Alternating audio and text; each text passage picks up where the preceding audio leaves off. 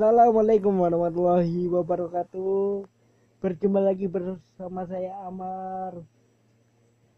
Alhamdulillah, Alhamdulillah, Alhamdulillah. Timnas Indonesia akhirnya memastikan diri untuk lolos ke Piala Asia 2023 setelah mengalahkan tim nasional Nepal dengan skor telak 7-0 di Stadion Jaber Al-Ahmad, Kuwait City beberapa jam yang lalu. Pemirsa dimanapun Anda berada, gol-gol timnas Indonesia tercipta dari Dimas Grajat, Witan Sulaiman, 2 gol Farudin Arianto, Elkan Bagot, kemudian Witan 2 gol, kemudian juga ada siapa lagi tuh, saya lupa. Dan akhirnya timnas Indonesia membungkus kemenangan besar atas tim nasional Nepal dengan skor 7-0, dan hal ini memastikan skuad merah putih melenggang ke Piala Asia 2023 dengan menempati posisi kedua klasemen akhir kualifikasi Piala Asia putaran ketiga 2023. Dan pemirsa,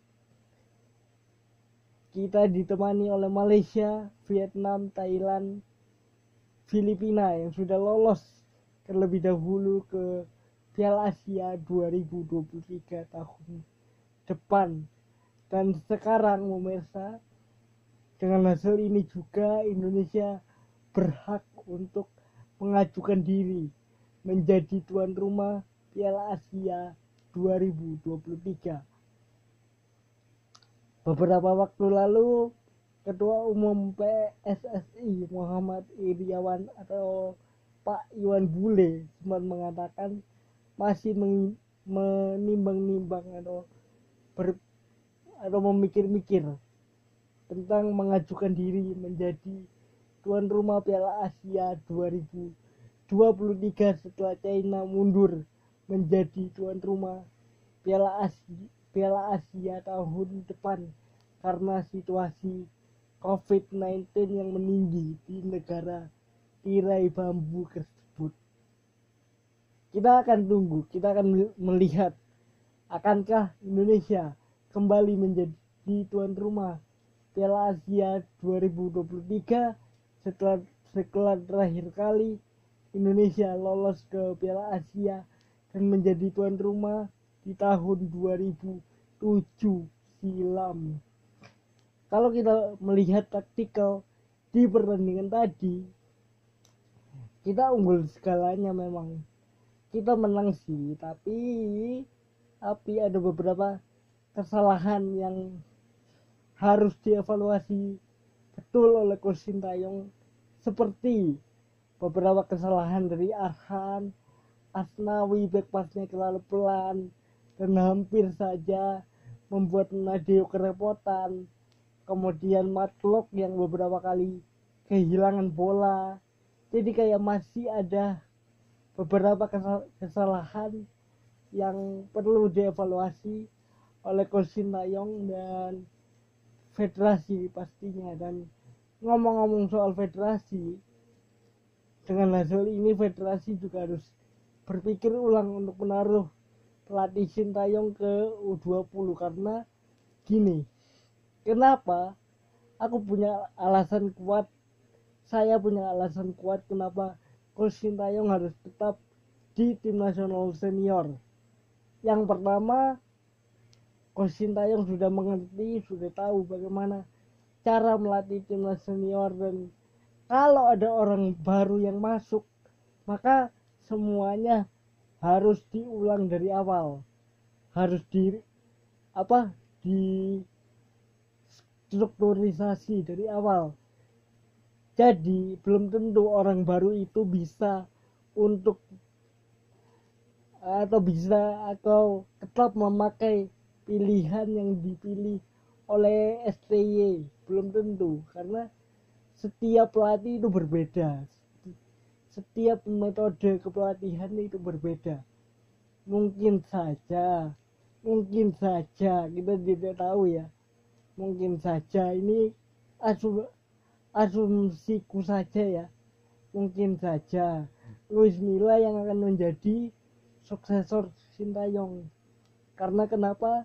Netizen Indonesia meminta keras untuk Luis Milla kembali ke tanah air. Tapi itu semua tergantung kepada federasi yang memutuskan apakah mantan pemain Barcelona dan Real Madrid itu kembali ke Indonesia atau tidak. Dan ini juga bergantung daripada Luis Milla sendiri yang beberapa waktu lalu juga dihubungkan dengan klub milik Raffi Ahmad Rans Nusantara FC sebagai nakoda anyar mereka musim ini. Maksudnya musim 2022-2023 BRI Liga 1. Tapi ternyata Coach Rahmat Darmawan lah yang menjadi nakoda tim Raffi Ahmad tersebut. Dan kalau kita lihat dari sisi strategi, Coach Sintayong sepertinya sudah punya rencana saat menghadapi Nepal beberapa jam yang lalu. Karena kalau kita lihat komposisi skuad yang diturunkan saat menghadapi Jordania dan juga Nepal itu sangat berbeda. Ada Dimas Derajat, pemain yang menghilang beberapa tahun belakangan, tidak terdengar namanya, kemudian dipanggil lagi oleh Coach Sintayong. Dan kemudian juga ada seorang Koko Arya Raya yang belum terlalu terlihat mainnya tadi karena dia hanya dikasih waktu 8 menit, jadi belum terlihat bentuk permainan dari Koko Arya Raya, pemain Persebaya Surabaya ini.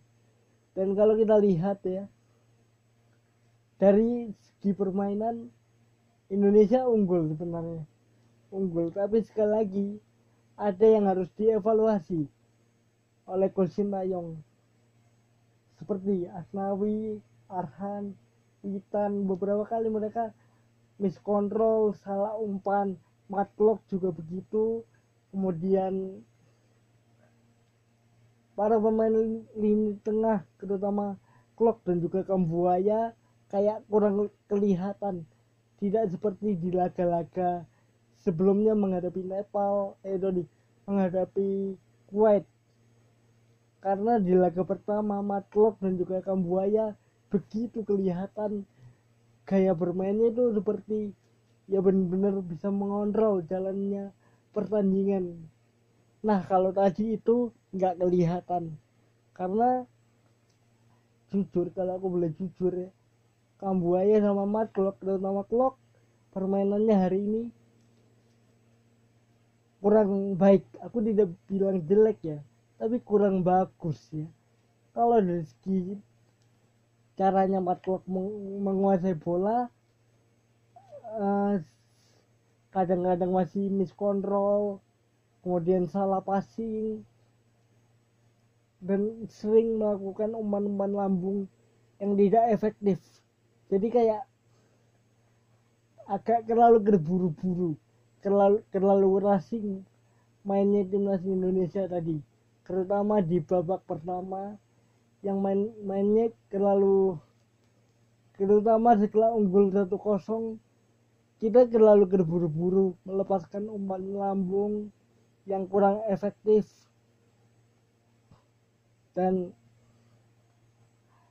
Dan sekali lagi, meskipun kita lolos ke Piala Asia, ini harus dievaluasi oleh Coach Sintayong, karena yang kita hadapi di Piala Asia nanti adalah Jepang, kemudian Qatar, tim-tim yang jauh lebih kuat, jauh lebih besar postur tubuhnya, sehingga Coach Sintayong harus punya plan A, plan B, plan C, plan D plan E, plan F bahkan untuk bisa mengatasi jomplangnya postur tubuh dari Qatar, kemudian Kuwait, Jepang dan lain-lain yang tentunya jauh berbeda dari kita, dan tentunya kita berharap hasil terbaik akan kita dapatkan di Piala Asia 2023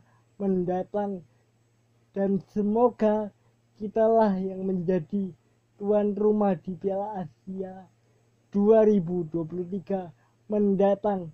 Itu saja, sampai jumpa lagi di video lainnya. Assalamualaikum warahmatullahi wabarakatuh.